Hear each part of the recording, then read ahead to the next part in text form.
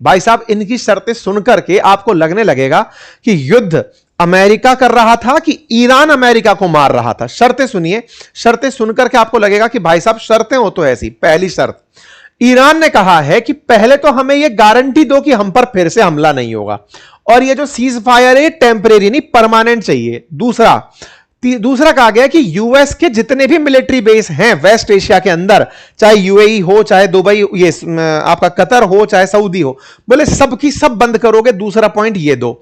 तीसरा कहा, ईरान ने अपनी तरफ से कहा कि जो भी तुमने हमारे यहां नुकसान पहुंचाया है उस पूरे नुकसान की भरपाई करो। चौथा कहा है कि अभी जो युद्ध चल रहा है रीजनल लेवल पर, इसको पूरी तरह खत्म करो, और इसे मतलब इस तरह से खत्म करो कि अब आगे ये रीजनल वॉर नहीं रहेगा। साथ ही साथ में एक ऐसा लीगल स्ट्रक्चर बनाओ जो स्टेट ऑफ हॉर्मुज को चालू रखने में मदद करे, लेकिन ईरान उसमें सुप्रीम हो। साथ में यह भी कहा गया है कि जो मीडिया ईरान के खिलाफ दिखा रहे थे उन पर पाबंदी लगाई जाए। आप पूछेंगे कि इतनी बड़ी बड़ी जो शर्तें रख दी इन्होंने, इनमें से तो अमेरिका को कुछ करना पड़ेगा ऐसी शर्तें रख दी इन्होंने। ये तो कहा ही नहीं कि हम ये मानने को तैयार हैं। बिल्कुल, ये शर्तें जो आई हैं ये कोई ऑफिशियल पेज के थ्रू नहीं आई हैं।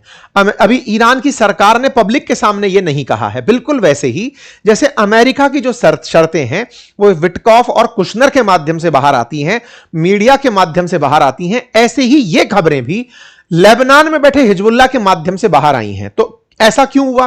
क्योंकि लीडरशिप का तो तुमने खात्मा कर दिया, तो अब कोई भी व्यक्ति डिसाइडिंग फैक्टर हो रखा है कि ये हमारी शर्तें हैं। अब ऐसे में मुसीबत अमेरिका की ये आ रही है कि वो मान भी ले, लेकिन किससे साइन करवाए कि लो मान लिया हमने बातों को, ये अपने आप में बड़ी बात बन रही है। तो सीज फायर होने में बड़ी मुसीबतें आ रही हैं। चलो साहब, एक तरफ तो हो गया सीज फायर में दिक्कत आ रही है, अमेरिका करना चाहता है।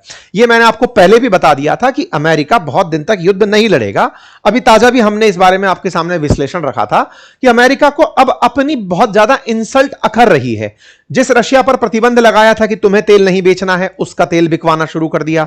हद तो यह हो गई कि जिस ईरान से युद्ध कर रहे हैं उस ईरान का तेल दुनिया में बिकवाना शुरू कर दिया। मतलब यह तो आयरनी है कि जिस पर आप हमला कर रहे हो, जिसके खिलाफ लड़ रहे हो, उसके बारे में कहा कि दुनिया में जो भी देश ईरान का तेल खरीदना चाहे खरीद सकते हैं, ताकि दुनिया में तेल की कीमतें स्थिर बनी रहें।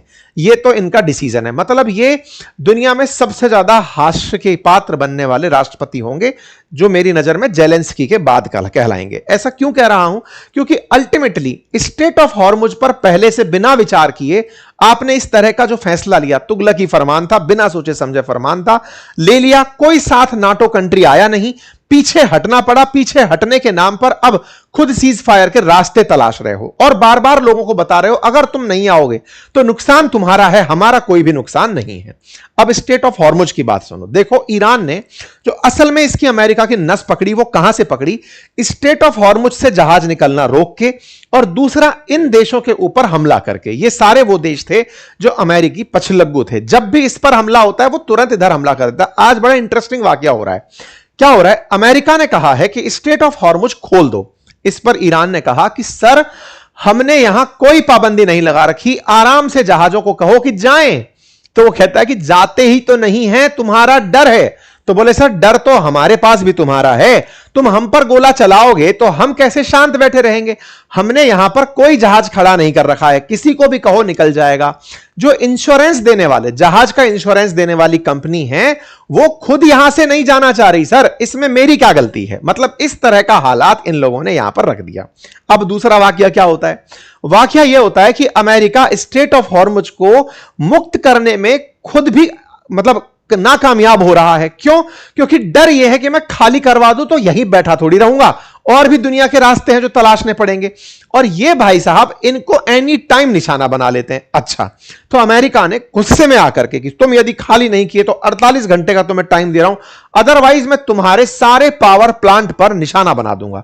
यह बात है कल 22 तारीख की सुबह 5:15 बजे की इंडियन टाइम के अनुसार ट्रंप के सोशल मीडिया हैंडल से मैसेज आता है कि या तो स्टेट ऑफ हॉर्मुज पे से व्हीकल निकलने दो, नहीं तो तुम्हारे सारे पावर प्लांट गिरा दूंगा। आप मुझे इस समय शाम को सुन रहे हैं 23 तारीख को, 48 घंटे सुबह हो जाएंगे 5 बजे। ऐसे में देखना होगा कि क्या ईरान के सारे पावर प्लांट उड़ा दिए जाएंगे, ये होगा उससे पहले ईरान इनको धमका दिया है। यदि आपको लगता है कि आप हमारे ऊपर हमला करेंगे, आपको लगता है कि आप हमारे एनर्जी सिस्टम को तोड़ देंगे, तो सर ये जरा मैप देख लेना एक बार।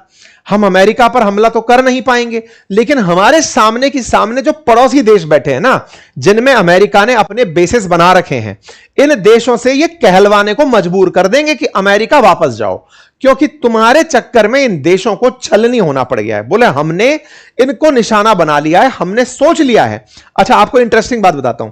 ये जो पश्चिम एशिया के देश है ना, ये सऊदी अरब हुआ, ये इराक, दुबई, ये जितने भी यूएई जितने भी देश हैं, इनके अंदर क्या डेजर्ट है, इनके पास पीने का पानी का बड़ा किल्लत है। तो ये क्या करते हैं, इस फारस की खाड़ी, पर्शियन गल्फ में जो भरा हुआ पानी है ना, इसको डिसैलिनेट करते हैं, यानी नमकीन पानी होता है तो उसका सलाइन यानी कि नमकीन निकालते हैं, नमक बाहर निकालते हैं और फिर उसे मीठा बना के पीते हैं। इनके यहां पर तेल की रिफाइनिंग से ज्यादा पानी की रिफाइनिंग मायने रखती है इन देशवासियों के लिए। तेल सस्ता पड़ रहा है क्योंकि निकालने का सिस्टम बड़ा है, पानी रिफाइन करके इनको पीना पड़ता है। आम जन के लिए पीने का पानी समुद्र से निकाल के लाना पड़ता है, अपने आप में महंगा प्रोसेस है और इनके लिए अफोर्ड करना बहुत भारी पड़ता है। तो इन्होंने कहा सुनो, तुम हमारी बिजली बंद करोगे, हम तुम्हारा पानी बंद कर देंगे। बिजली के बिना तो हम फिर भी रह लेंगे बेटा, लेकिन पानी के बिना तुम लोग नहीं रह पाओगे, पानी का पूरा सिस्टम हिला देंगे, ये ध्यान रखना। प्यारे साथियों, जहां आप मुझे सुन रहे हैं उसके नीचे एक सब्सक्राइब का बटन दिया हुआ है, जिसे दबाने में कोई खर्च नहीं आता। आपका समय लगता है 2 सेकंड का, लेकिन आपकी ये 2 सेकंड की कीमत हमारे लिए हौसला बनती है। अगर आप इस छोटे से काम को करते हुए आगे बढ़े तो ये हमारे लिए बहुत ही सकारात्मक रहेगा, हमारे हौसले को बढ़ाएगा, हम आप तक और अच्छा काम लेकर पहुंचेंगे, ये और सुनिश्चित करेगा।